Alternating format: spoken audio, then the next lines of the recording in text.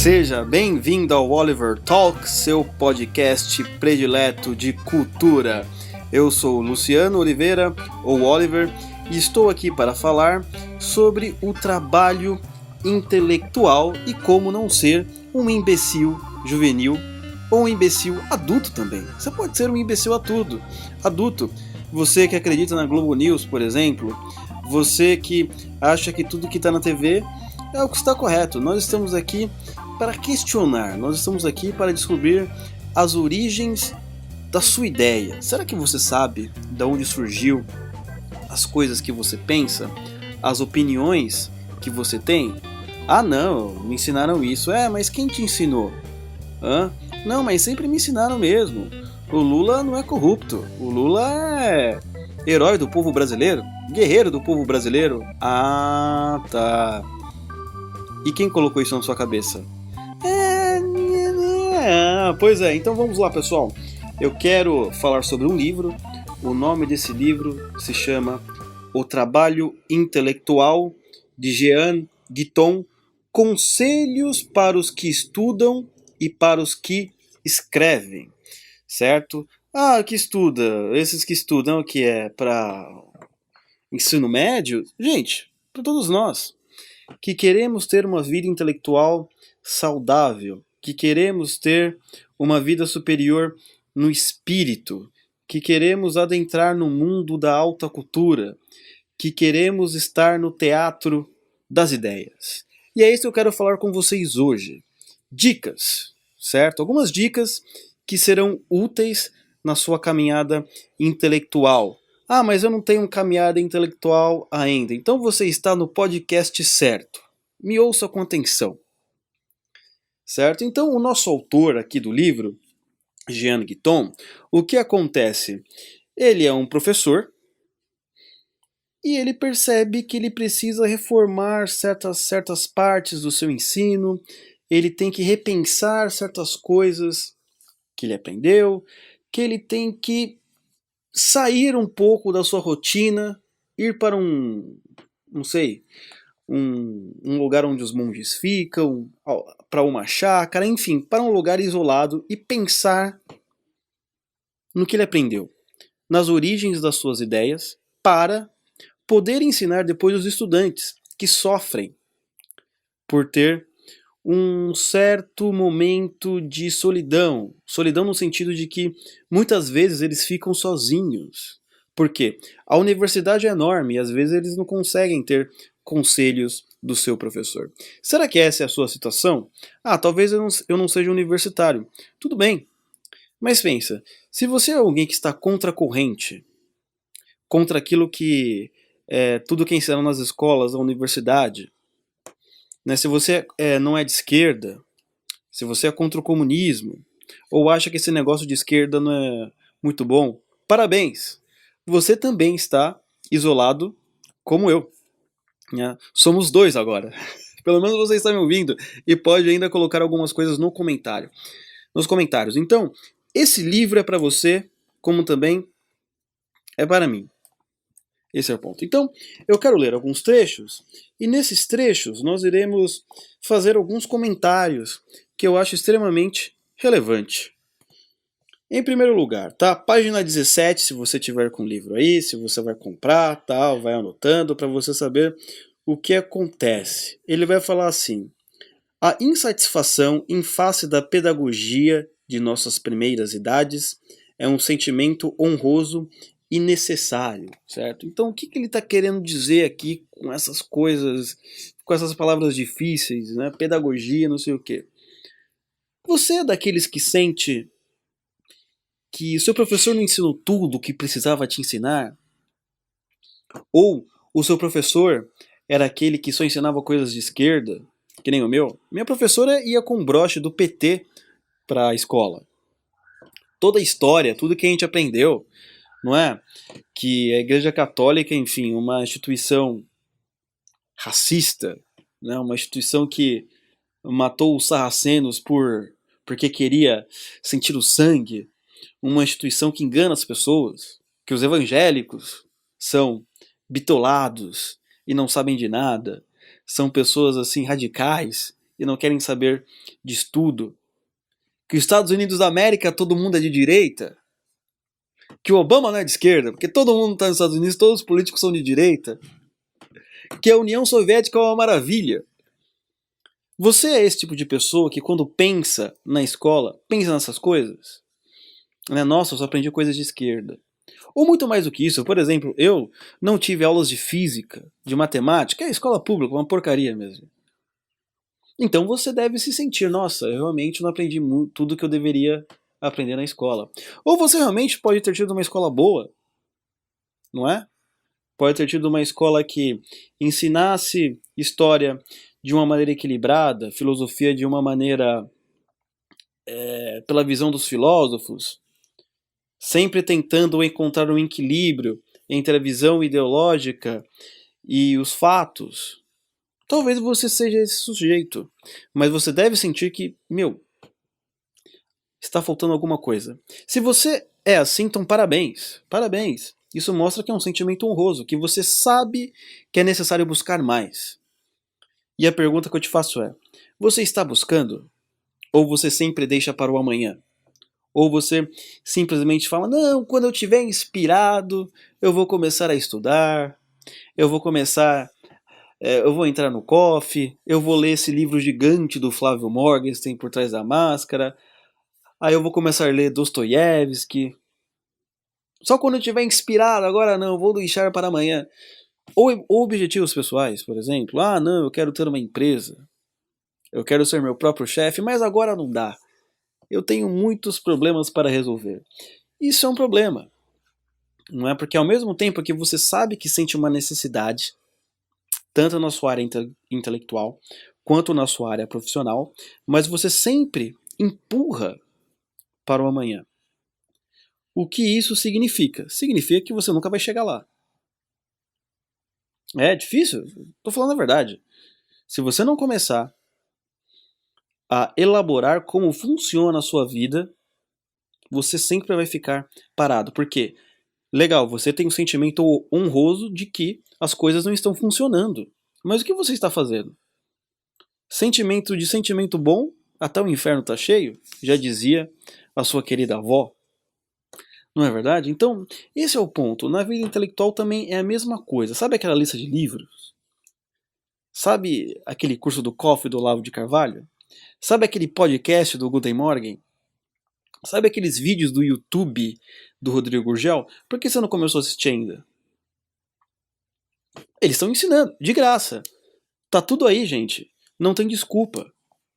Não é verdade? Então, veja bem, esse é o primeiro passo. Você tem esse sentimento, mas agora você precisa agir. Precisa agir. E diferente das épocas passadas, hoje, apesar, ou melhor, a despeito de existir muita informação na internet, vários livros publicados, você ainda tem a vantagem de existir listas de estudos em todos os lugares possíveis. Eu sempre usei muito para a literatura portuguesa, ou melhor, literatura brasileira, as listas do Otto Maria Carpo, mini dicionário crítico da literatura brasileira, se eu não me engano. Lá você tinha livros de literatura brasileira que começa em 1500 e termina hoje. Ah, não, mas eu quero saber os grandes livros da literatura ocidental. Gostaria de ler. Otto Maria Carpo também. Tem lá os volumes da história, da história da literatura ocidental. Você vai começar lá desde os teatrólogos gregos e chegando até a Era Moderna. Tá esperando o quê, minha gente? Não é? Então aqui, eu posso estar te dando uma bronca, mas é uma bronca do bem. Porque assim, nós somos viciados e viciados em ver notícias, acompanhar tudo que está acontecendo de maneira frenética. Mas Shakespeare está ali te esperando. Ah, não, mas Shakespeare deixa para amanhã. Gente, pensa nisso. Pensa nisso que eu tô falando, você que está me ouvindo. Você lê uma notícia, sei lá, Lula vai ser preso amanhã. Você lembra das notícias do antagonista? Sempre tinha, toda hora não acontecia. Até aconteceu. O Lula vai ser solto. Enfim. De repente a notícia sumiu 24 horas depois. Mas Shakespeare estará aí até o fim dos tempos, até a humanidade deixar de existir. E esse é um dos princípios da autocultura. Se você não sabe o que é, sabe qual é a diferença entre, vamos dizer, a cultura popular e a autocultura? Está em uma frase do Dr. Enéas. Né? Quando eu ouvia o Dr. Enéas falando 56.500 apenas, mas eu mesmo era uma criança naquela época, e as pessoas levavam ele assim de desaforo, esse cara é engraçado, né? Mas na vida adulta, comecei a ver vários vídeos dele e vi que ele era um homem que sabia bastante coisa, pelo menos na área cultural. Algumas coisas de política eu discordava, mas isso a gente deixa para outro podcast. Presta atenção, um aluno foi perguntar, você que fica falando toda hora dos clássicos aí, clássico é coisa de velho, eu sou da tecnologia, etc. Né?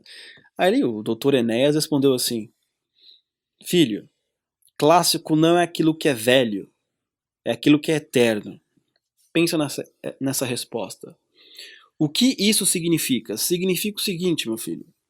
Quando você for ler Ilíada, de Homero, lá estará sentimentos humanos que qualquer ser humano, em qualquer tempo, qualquer lugar, de qualquer religião, de qualquer nacionalidade, em qualquer era, sentirá aqueles sentimentos dos personagens que Homero colocou ali naquele livro. Isso é autocultura. A autocultura, ela é atemporal.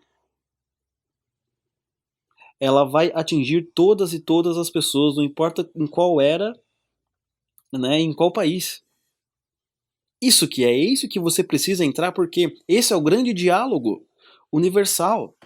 Ou você quer ficar discutindo notícias de política toda hora? Legal, tô lá no Senso Comum, sempre coloco os boletins, né? Porque é necessário para manter um site de pé. Mas e você? Você quer ter diálogos com, sei lá, com Gilmar Mendes? Ou com Sócrates, ou com Platão? Tudo bem, às vezes você tem que chegar no Gilmar Mendes e pô, você quer tirar o Lula? Tudo tem seu tempo. Mas Shakespeare não pode esperar para o amanhã, tem que ser agora. Você já deveria estar lendo, nem deveria estar ouvindo esse podcast, aliás, para de ouvir agora e vai ler Shakespeare. Não, espera até o final.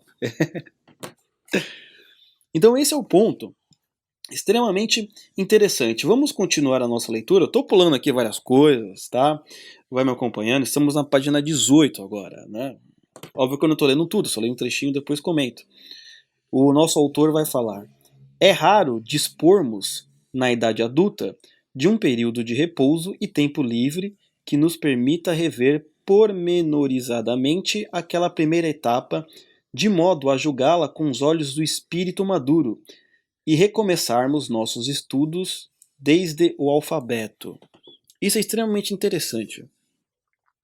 Pensa bem, você é aquela pessoa que realmente percebe que faltou alguma coisa no seu ensino na época da escola, mas ao mesmo tempo que você percebe isso, o que você precisa fazer, o nosso autor está dizendo? Você precisa parar uma hora.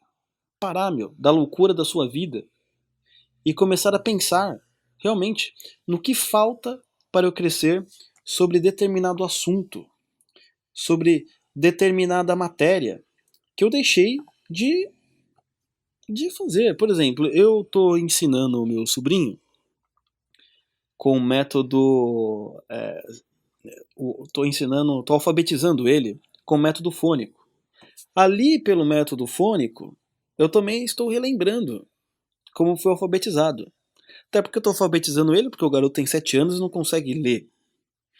Né? Em um mês de método fônico com ele, o rapaz já está lendo mais do que. Está lendo melhor que a Dilma. Olha para você ver como as coisas funcionam nesse país, né? Então, assim, o que é necessário na sua vida agora você repensar para melhorar?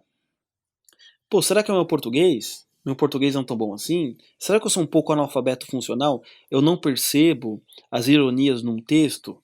Ou será que eu escrevo um pouco mal? Isso você tem que ver, isso é muito importante. Extremamente relevante. Vale a pena você rever isso. Ou outras coisas que falta no seu arcabouço intelectual. Mas para isso é necessário você parar um pouco. Escolher um dia, um momento da sua vida. Olha, essa quarta-feira de manhã eu vou começar a rever certas coisas que está acontecendo na minha vida familiar, na minha vida pessoal, né, nos meus relacionamentos, com os meus amigos e principalmente na minha vida, no espírito, na minha vida intelectual. O que eu estou fazendo com ela? Eu estou preenchendo ela com notícias, notícias sem parar. Parece que minha vida é frenética. Calma, calma, vai por mim. Continuando então a leitura do nosso livro, o que o autor vai dizer? É isso que me leva a pensar, em primeiro lugar, que os livros não são indispensáveis, que um número diminuto deles deve ser suficiente. Sei disso por ter visto viver um pensador cego. Então o que acontece? Tem aquelas pessoas que assim, não, vou começar a entrar na vida intelectual. Compra uma caralhada de livros. Estante cheia. Mais de 500 livros. Nunca leu 10. O que você está fazendo? Você está fazendo errado. Legal, você pode ter livros para consulta, mas você realmente está usando ele para consulta ou é só para impressionar os seus amigos? Esse é o mal do brasileiro. Quando tem livro, é só para impressionar os outros, né? Você vê esse debate que está tendo em torno do Machado de Assis. Nossa, Machado de Assis é negro, né? O moreninho. Tudo bem, isso eu já sabia desde criança, mas aí, vocês já começaram a ler Machado de Assis? É isso que importa. Não. Mas querem lacrar, só querem falar que é negro. E daí? Ninguém se importa com a cor do sujeito, nem que vocês não se importam com a minha cor, vocês querem uma informação útil para a vida de vocês. Da mesma maneira com Machado de Assis. Não importa qual seja o país do sujeito, a cor da pele do sujeito, é o que ele tem a oferecer no grande debate das ideias. É isso que realmente é importante. E o que acontece não é você ter milhares de livros que vai fazer você se transformar no intelectual, que esse é o mal do brasileiro, né? Ele se acha inteligente porque ele tem uma biblioteca, não porque ele leu e entendeu. É você ter, às vezes, poucos livros, tê-los estudados e entendido. Esse é o ponto de toda a questão. Então, quando ele fala de pensador cego, bem, os estudos da poesia dizem que Homero era cego. E ele é um dos maiores poetas de todos os tempos. O livro dele estará aí, é um clássico, é eterno. Não? Então, esse é o ponto. Você veja bem, quantos livros Sócrates leu? Tinha universidade? A quantidade de livros que Sócrates, Aristóteles, tantos outros pensadores leram, São Tomás de Aquino, é bem menor do que aqueles que nós lemos. E eles marcaram a história. Não estou fazendo não estou assim falando para você, então quer dizer que eu não tenho que ler nenhum livro. Não é isso. É que não adianta você comprar milhares e não ler nenhum. Né? Às vezes você pode ter uma intenção de ler, tudo bem, né? Mas é melhor você parar de ser um palpiteiro e começar a saber aquilo que te interessa, mesmo que seja um assunto que ninguém se importa, sei lá, física quântica, por exemplo. Esse é o caminho da sabedoria, quer ver? Vamos ver o que o nosso autor vai falar aqui. A prova de que sabemos determinada coisa, disse o Aristóteles, é o podermos ensiná-la. Avaliei naquela ausência de livros e de anotações quão pouco sabiam os mais sábios, mas esse pouco, quando tirado de suas entranhas, ensinavam-no bem. Então esse é o ponto. Esse é o caminho da sabedoria, sem sombra de dúvidas, que o autor fala. Né? A prova de que sabemos determinada coisa é o de podermos ensiná-la. Né? Então, você leu algo, você estudou algo, você é capaz de ensinar para alguém? Você é capaz de ensinar, principalmente, para uma criança? Isso realmente é um verdadeiro desafio. Né? Se você tem a capacidade de pegar um conceito complexo, sei lá, como uma fissura atômica nuclear, e explicar para uma criança, usando metáforas, obviamente, não é?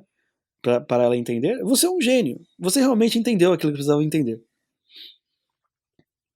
Não é? Então, muitas vezes nós sabemos, nós podemos medir o nosso nível de sabedoria ou nível daquilo que entendemos, tentando explicar algo para alguém. Exatamente o que eu estou fazendo com você agora. Eu estou tentando explicar algo. Tentando explicar esses trechos do livro, né, que eu li, pensei, meditei durante vários dias. É isso que você tem que fazer muitas vezes quando você está lendo. E se você quer também entrar na vida intelectual. Vale muito mais um tipo de leitura assim do que não sei quantos diplomas da USP. Né? É mais fácil você chegar na USP e sair maconheiro e lacrador. É o que vai acontecer, provavelmente. Não é? Então, você veja bem, você pode pensar assim, não, mas eu tenho um trabalho que não corresponde à vida intelectual que eu queria ter. Ah, mas eu trabalho com um negócio que não tem nada a ver, eu trabalho no telemarketing. Você acha que eu vou poder entrar na vida intelectual? Né? Você acha que eu, com os meus amigos que não pensam nada, coisa nenhuma, tô sem pessoas para dialogar, sou capaz de ficar lendo Machado de Assis, Sócrates, Roger Scruton, Maquiavel? Você acha? É claro, meu filho. Mas é claro, tem que parar com esse pensamento de brasileiro de achar que você só é um intelectual, que você só pode entrar na alta cultura desde que você esteja nesse meio. Ah, sendo professor, artista, sei lá, escritor. Você é mais importante. Pense assim, eu gosto muito do exemplo do Mortimer Adler, né, do livro, que ele escreveu o livro Como Ler Livros. Imagine que o mundo da alta cultura seja um teatro, não é? No teatro você tem os espectadores, as pessoas que pagam e vão assistir a peça. Ao mesmo tempo, você tem as pessoas que são os atores da peça. Você ainda tem outras pessoas, como o pessoal da iluminação, da técnica e etc. Imagine que você seja o espectador, mas para ser o espectador é necessário você ter alguns requisitos. Se interessar pela peça, primeiramente, que você quer assistir, nem todo tipo de peça faz a sua. Você gosta. Entender as nuances, ter a capacidade cognitiva de entender certas coisas, certo? E quem são os atores? Os atores são os filósofos, os poetas, etc, etc. Você veja então que no mundo da alta cultura, assim como o teatro, você tem os espectadores, que somos nós, e também tem os atores. Sem os atores e sem os espectadores, a coisa não anda. É necessário ter os dois, de certa forma, não é? Então, mesmo que você não queira ser um ator, você quer ser um espectador que seja um espectador de qualidade. E para isso, você não precisa estar trabalhando com filosofia, etc. Você não precisa ser o ator. Você pode ser o espectador, o cara que trabalha no telemarketing e vai assistir Shakespeare à noite. Perfeito. É assim que deveria ser. É assim mesmo. Não um cara que é professor de filosofia e vai assistir Shakespeare à noite. Não, é melhor que seja o cara do telemarketing mesmo. É isso. Esse é o ponto. E olha o que o nosso autor fala. O acaso ou o costume nos fez escolher determinada profissão ou determinado modo de realizar qualquer coisa. Certo? Então é isso que acontece. Às vezes o destino, o acaso, Deus, não sei, fez que você tivesse uma profissão diferente agora, que não estivesse ligada necessariamente à vida intelectual. Mas qual o ponto mais importante? Nessa profissão você está aprendendo algo. É dali que você tira o seu dinheiro, ou o seu futuro, para consumir essas coisas. Então não desista se você não estiver dentro desse mundo. Muito pelo contrário. Pessoas como você faz muito mais diferença do que os atores. Né? Se os atores fazem uma porcaria, algo de errado, você pode vaiá-los. Mas para vaiá-los é necessário espectadores que entendam a peça.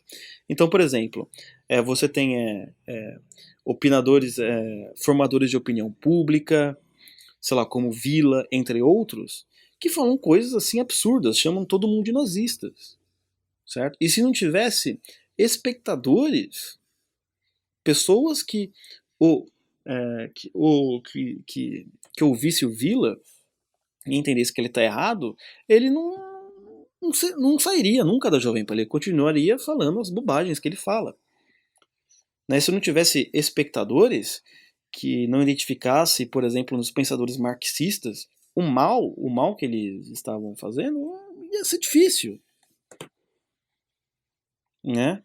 Então é muito necessário a sua parte nisso. Você também faz parte desse grande teatro. Não é só o ator, não é só o Olavo de Carvalho, é você também que lê o Olavo de Carvalho. Não é?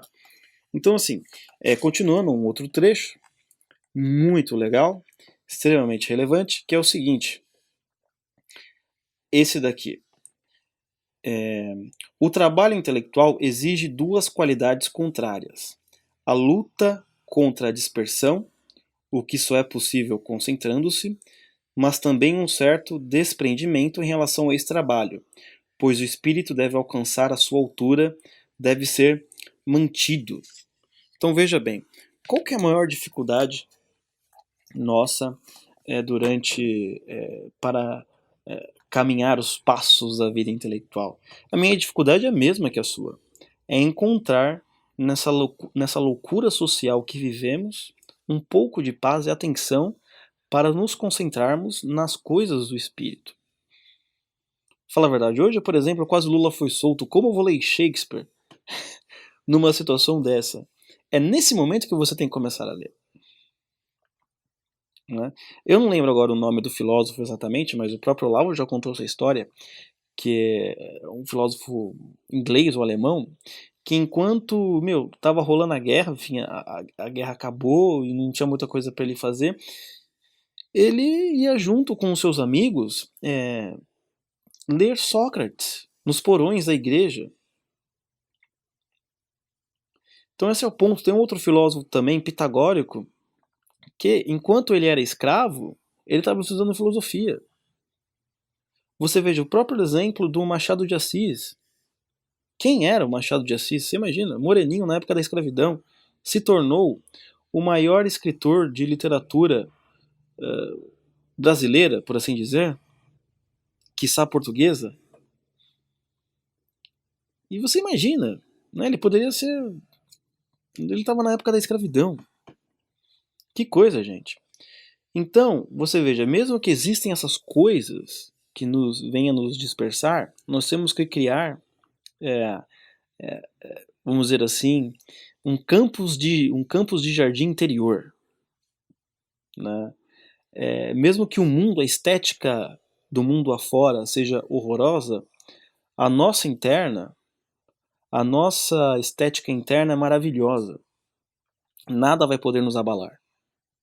Esse é o ponto. Enquanto tudo está destruído, dentro do nosso coração, tudo está fortificado. Aí a gente começa a ter uma vida intelectual de qualidade. Sair das dispersões do mundo e entrar na vida do espírito. Isso é extremamente relevante. Então, se você, por exemplo, tem problemas de atenção, o que você tem que fazer? Primeiro, você tem que ver se é um problema de natureza, enfim, biológica, se é de natureza cognitiva, porque às vezes é mesmo, aí você tem que consultar um especialista, né? O próprio Dr. Ítalo Marcilli, ele tem uma aula muito boa que vale a pena ler, que chama ler não, assistir, que se chama Suplementos para a Vida Intelectual. Realmente ajuda, funciona. Mas, por exemplo, vocês acabaram de ouvir uma moto aqui. Não é? Eu moro em frente a uma avenida. E assim, eu leio com os carros passando, com esses barulhos, porque senão eu nunca vou ler. Se eu deixar um negócio, não, só vou ler quando existir uma biblioteca, só quando eu estiver numa casa que seja com um jardim, que não seja numa avenida, nunca vou ler nada. Então, mesmo que a parte externa, que seja o caos urbano, quando eu abro esse livro, minha alma entra em paz. Ela se fortifica de tal maneira que eu consigo me concentrar e ler isso daqui. É difícil, leva anos, às vezes. Mas você não pode desistir. Tem que persistir. Esse é o ponto que a gente tem que perceber sobre isso. Muitas vezes a gente desiste de coisas que a gente nem começou. Você já reparou que muitas vezes é assim? Então, eu quero falar só mais uma coisinha antes de ir embora, que eu acho extremamente relevante, certo? Estamos na página 60. Olha o que o nosso autor fala. Eu não acreditava senão na inspiração, nada de mais esterilizante, nada que favoreça mais a preguiça. Renunciamos constantemente ao nosso trabalho. Ficamos sempre à espera de não sei que estado de graça e de iluminação. Não cremos jamais ter o bastante das disposições necessárias. Então veja bem, o que ele está falando aqui? Eu não acredito senão na inspiração. O que é isso? É você só acha que tem que fazer as coisas inspirado. Não é? Ah, não, só vou ler quando estiver inspirado. Só vou escrever quando estiver inspirado. Só vou buscar os objetivos da minha vida quando estiver inspirado. O que acontece? A vida passa, você nunca se sente inspirado. Esse é o ponto. O Rodrigo Gurgel, ele tem um vídeo no canal dele, não sei qual é o nome do vídeo agora, mas eu vi algum tempo atrás, que ele dizia claramente que os maiores artistas, escritores e etc., 90%, 95% era técnica, 5% inspiração. E hoje o mundo, ele virou. Todo mundo quer 95% de inspiração e 5% de técnica. Aí o que acontece? Você nunca vai sair do lugar. Nem para buscar algo que seja um objetivo pessoal. Então, esse negócio de inspiração, às vezes não leva a lugar nenhum, porque inspiração é um negócio que a gente não sabe de onde aparece. Isso o Sócrates já dizia. Né? Não sei, pode ser uma divindade. A gente não sabe de onde, quando aparece. Se a gente depender da inspiração, a gente não vai a lugar nenhum. Nem eu faria esse podcast, porque eu não estou inspirado. Olha. Estou fazendo porque eu quero manter o conteúdo. Quero passar para vocês isso para nós subirmos mais um degrau na vida intelectual. E olha que ele continua dizendo aqui, ó, nada de mais esterilizante, nada que favoreça mais a preguiça. Então o que acontece? Você nessa ideia de inspiração, deixa aquilo que precisa ser feito hoje para o amanhã e fica amanhã, amanhã, amanhã para sempre, morre e não acontece nada. Não fez o seu canal no YouTube, não construiu a sua empresa, não escreveu o seu livro, não começou a ler Shakespeare, não começou a fazer oração, e etc, e etc, etc, porque não estou inspirado. Não dá. Eu tenho muito trabalho. Mas, gente, é assim. Tudo que a gente vai começar, às vezes você tem um ofício daquilo que você não trabalha. Não é verdade? Então você veja bem, é uma coisa que eu sempre falo toda hora para vocês. Prestem atenção, grave isso, emoldurem, certo? Quando nós fazemos algo que detestamos, nós somos obrigados, seja porque é um trabalho que a gente não queria ter, mas temos que pagar a conta, nós fazemos. Aquilo que nós amamos, não fazemos. Só queremos fazer quando estamos inspirados. Isso é o brasileiro. Tem que ser tratado na base da chicotada. Você está lá no seu trabalhinho, aquele trabalho que você não gosta, naquele emprego que você não quer, não é? Mas você faz. Você é obrigado. Tem medo de ser demitido ou precisa pagar suas contas, certo? E o que você ama? Aquele seu projeto, não é? Aquele projeto pessoal, aquele seu projeto de você ter uma vida intelectual sadia. Ah, eu amo, mas não estou inspirado. Eu não vou fazer. Pois é, meu filho. Aí depois reclama que o Brasil é dominado pelo PT. Você não ajuda. Não é? Porque a guerra mais importante é a guerra cultural. Bolsonaro tá lá. Ótimo. Mas e a guerra cultural que é a mais importante? Porque você veja bem, Bolsonaro indo, ou ficando, ou tomando impeachment, ou não sei o quê, a cultura estará aí ainda. Passa presidente, fica presidente. Enquanto não mudarmos a cultura vigente nas universidades, nas escolas, enfim, no que está acontecendo no meio cultural, vai ficar sempre tudo muito difícil. E para isso você precisa entrar na vida intelectual. Ou progredir nela, parar com esse negócio de inspiração. Ah, mas isso não tem nada a ver. Será que não tem nada a ver? Você lembra que aconteceu com aquele negócio do homem nu? Que teve as crianças, né, que tocaram homem nu, teve até o meme da Dona Regina ali. Tudo bem, foram um número pequeno de pessoas que frequentaram aquele espaço, né? A maioria das pessoas nem faziam ideia, mas se tornou debate nacional. Você acha que pedofilia, homem nu, era uma coisa que precisaria ser discutida? Não, jamais. Mas porque eles estão na cultura, eles são a hegemonia cultural, eles colocam essas coisas em pauta. Ah, será que pedofilia, na verdade, não é uma forma de amor? Você entendeu? Para isso é necessário entrar na vida intelectual, discutir as coisas que permanecem para sempre para combatê-los.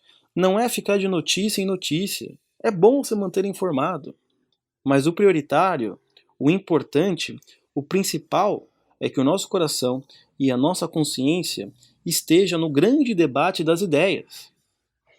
É aquilo que eu falei, você quer discutir com Shakespeare, quer conversar com Shakespeare, com Sócrates, com Montesquieu, sei lá, enfim, ou com Marilena Chauí, Leandro Carnal. A escolha é sua. Com Mônica Bergamo. Com quem você quer discutir? Não é? Por exemplo, com essas pessoas, Mônica Bergamo, Eliane Cantanhede, etc., você vai saber as coisas cotidianas. São opiniões cotidianas que você provavelmente não gosta. Mas as soluções, aquilo que importa, aquilo que é eterno, está com Sócrates, com esses grandes homens do Ocidente. Ou enfim, das histórias das ideias. A cultura é isso, gente. Ela vai atingir, a alta cultura é isso, ela vai atingir todos os homens de qualquer época, mesmo que você nunca ouça falar dela. Ela está acessível. Então, continuando aqui, olha que ele fala: renunciamos constantemente ao nosso trabalho. Por quê? Negócio da inspiração. Ah, não. Então não vou passar a mão na sua cabeça, não. É para você aprender mesmo, certo? Para com esse negócio de inspiração. Para de ficar viciado em rede social, certo? E começa a ler Shakespeare. Começa a ler Machado de Assis. Entra para o coffee.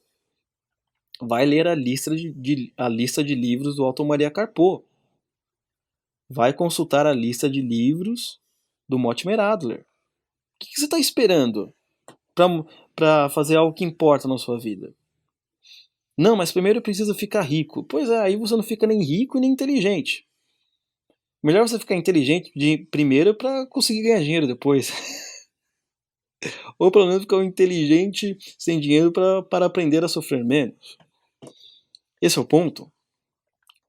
Não é? Então é o seguinte, se você realmente tem um desejo patriótico de querer ajudar o Brasil a sair dessas garras assim, de pessoas que amam a corrupção, querem acabar com a infância das crianças, qual que é o melhor combate? É você entrar na vida intelectual, na guerra cultural. E para isso é necessário você ter diálogos com os grandes homens do Ocidente, com os grandes pensadores. E parar com esse negócio de fazer as coisas quando está inspirado e começar a fazer já. Monta sua lista, seu plano de ação. Até o final desse ano, vou ler tantos e tantos livros de literatura. Até o final desse ano, irei entrar para o coffee. Até o final desse ano, eu vou assistir uma vez por semana os canais do Rodrigo Gurgel. Eu vou, ouvir os Guten Morgen. Não é, gente? Essa é a batalha mais importante. Não menosprezando a outra, muito pelo contrário. Só que em nível de escala, essa é a mais importante. Sem sombra de dúvidas. Então, continuando o que o nosso autor está dizendo aqui. Ficamos sempre à espera de não sei que estado de graça e de iluminação. Não, isso você tem que pegar um quadro e emoldurar. Essa frase é incrível. Ficamos sempre à espera de não sei que estado de graça e de iluminação. É isso. Você só quer entrar para o mundo intelectual, para a vida intelectual, quando, aparecer o Espírito Santo. Aparecer um anjo. Meu amigo, quem você pensa que é? Isso é muita soberba. Você pensa que é a Virgem Maria? Desculpa. Nem todo mundo é ela. Nem todo mundo tem essa graça. Mas pense bem, você já está num estado de graça e iluminação, você está ouvindo isso daqui. Você tem ouvidos para ouvir, para escutar, tem olhos para ler ou para assistir. Você já tem tudo. É só você fazer. Como diz aí o meme da internet, é tudo nosso. É tudo nosso. Então para de ficar nessa coisa de esperar o anjo, de esperar o Espírito Santo, de esperar uma figura sábia vir te falar e faça. Você pode ser a pessoa que trará graça e iluminação para a vida de outras pessoas. Isso é mais importante, isso está escrito na oração de São Francisco de Assis. Ó Mestre, fazei que eu procure mais consolar do que ser consolado, amar do que ser amado, pois é dando que se recebe. Certo? É perdoando que se é perdoado, e é morrendo que se vive para a vida eterna. É extremamente importante você começar a fazer as coisas. E você percebe que o trabalho intelectual não é muito diferente dos outros tipos de trabalho na hora que você precisa começar a fazer. É necessário disciplina, é necessário também o seu tempo de repouso, é necessário a continuidade. Então tem todos esses pontos que são extremamente relevantes. E eu espero que eu possa ter te ajudado, né, com essas dicas que eu lhes dei aqui. Eu sei que eu bati bastante em vocês, mas veja bem, é pra ajudar, né? É pra ajudar, então tô fazendo isso pra ajudar. Você veja que eu não li nem os primeiros... eu só li só uns 5 trechos do livro. O livro é muito legal, vale a pena você ler. É o Trabalho Intelectual, do Jean Guiton, editora Quirion. E um último aviso para você que está me ouvindo. Se você se interessou pela vida intelectual, gostou do livro, gostou dos trechos, eu estou no Instagram, sempre às 9 horas, explicando sobre esse livro e sobre a vida intelectual. Então vá no seu Instagram, a Tony Oliver Talk, tudo junto, e 9 horas estarei lá falando sobre esse livro, A Vida Intelectual. Não tem problema se você chegar mais tarde, porque o livro ele é um ciclo, né? Eu sempre começo a falar de onde nós estamos, mas eu volto um pouco para o começo e fico falando uma série de coisas super interessantes, ok? Então, pessoal, muito obrigado por ter ouvido o podcast e até a próxima. Fui!